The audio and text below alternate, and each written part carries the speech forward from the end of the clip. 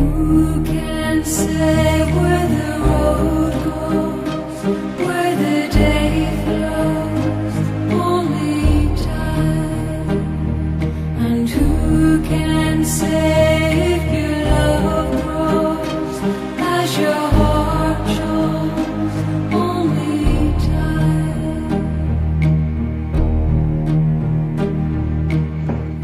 Good morning. Welcome back to History Class, where this week we've been talking about the Aztecs. Okay, we talked about where they started, and we talked a little bit about their culture yesterday, or on Tuesday, rather. But where are the Aztecs now? If you were to go to where the Aztecs were, you could find their temples and a lot of their stone buildings. But you couldn't really find the Aztecs today. You could find some people who probably could tell you that they were descended from them. You could find some people who still try to live their way of life. But you wouldn't be able to find the Aztec Empire. What happened to it? Well, to answer that question, we need to go across the ocean to the country of Spain. And more specifically, we need to look at this man. This man was a man named Hernando Cortés. Hernando Cortés. He was Spanish. And when he had heard about Christopher Columbus coming over and discovering the Americas, he said, I want to do something like that. I want to explore this new world, is what they called it, the New World. And I want to see what's there. And I want to rule part of it.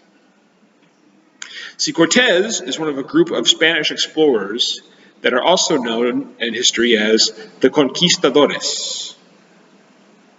The Conquistadores came over to Mexico and to Central and South America.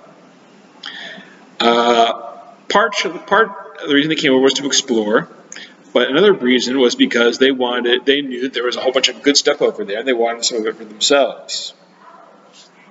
Well, Cortés was one of these people. And in the year 1504,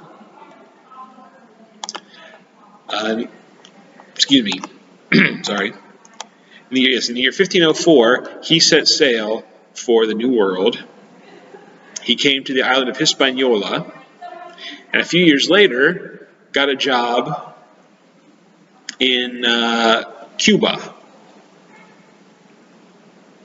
Working with the governor of Cuba. And the governor of Cuba liked him a lot.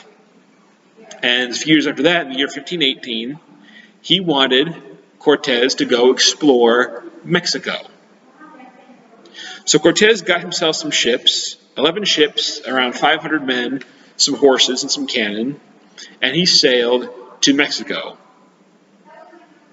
And after some traveling, a lot of traveling, because they didn't have a whole lot of roads and stuff like that back then, but after about a year of traveling through Mexico, he came across the city of Tenochtitlan, the capital of the Aztec Empire, where he was brought before the emperor of the Aztecs, Emperor Montezuma II.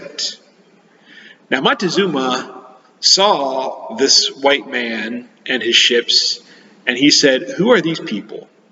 And he was confused. He was confused by a lot of things. He was confused by their white skin. There were no white people in Mexico at this time. He was confused by their horses. There were no horses in the New World at this time. And he also wondered about their ships. The Aztecs had never seen ships like that before, and they thought that their ships were big birds. And Montezuma thought that Cortés might be one of the Aztec gods who would disguise himself as a human.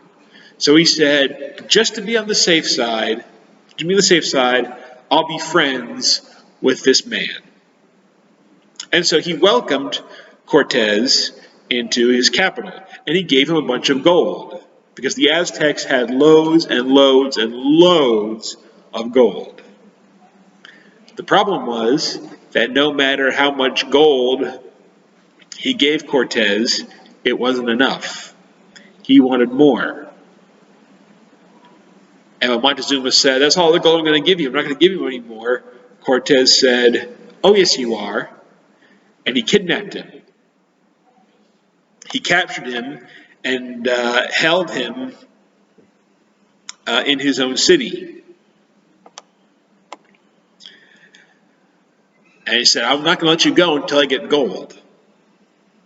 Now, he might have stayed there for a very long time, but the governor of Cuba called him back and said, "Hey, I need your help back here." So Cortez went back to Cuba to help out the governor. When he came back, he found something bad had happened. His men, the men he left behind, had killed Montezuma. And the Aztecs were very, very, very angry. They chased Cortez and his men out of the city, and a lot of his men got killed. It's known in Spanish history as La Noche Triste, because of all the men who got killed.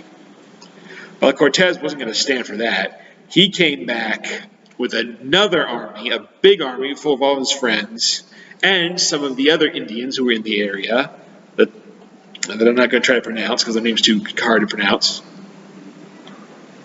And he came back and he conquered the Aztecs. He took them over.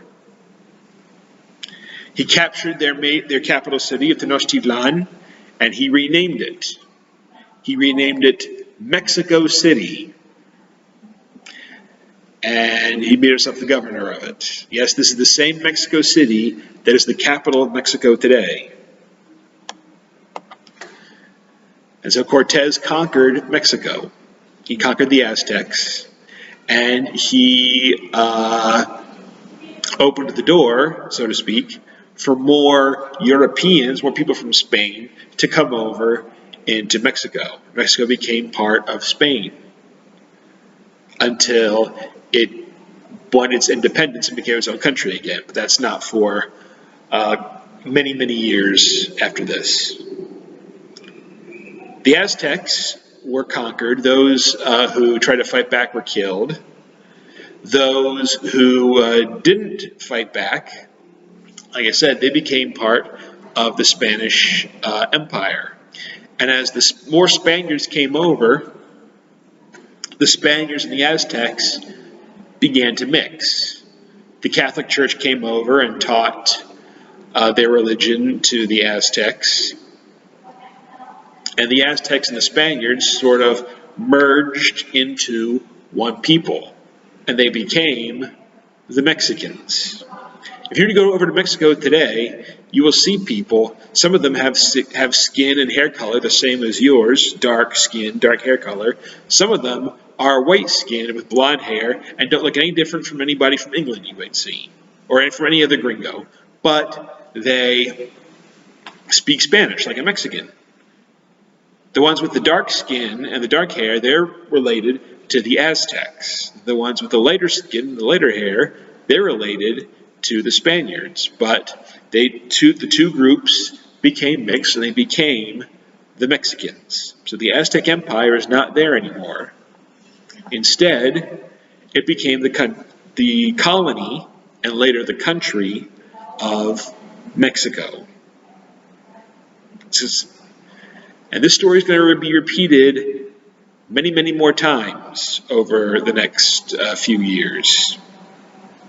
Next week, we're going to talk about a group of people called the Mayans and what happened to them. But anyway, that was the end of the Aztec Empire. They were conquered by the Spanish, by Hernando Cortez, and they became Mexicans, became the country of Mexico that we know today. All right. So that's all we have for the Aztecs this week. Why don't we go over our questions for this week real quick. Question number 1. Who was the Aztec emperor when the Spanish came? And that was Emperor Montezuma II. Montezuma II. Question number 2. Who was the Spanish leader? That was the conquistador Hernando Cortés. Hernando Cortés. And what happened to the Aztecs? Question number 3. They married with the Spaniards and they became Mexicans. Okay. You go over to Mexico today, you can still see some of their old stone temples, but the Aztecs themselves are gone. All right. Next week, we will learn about another civilization that grew up south of the Aztecs and see what happens to them, the Mayans. For now, how about if we stop? And, well, that's all we have. So I will see you again on Monday. Have a good weekend.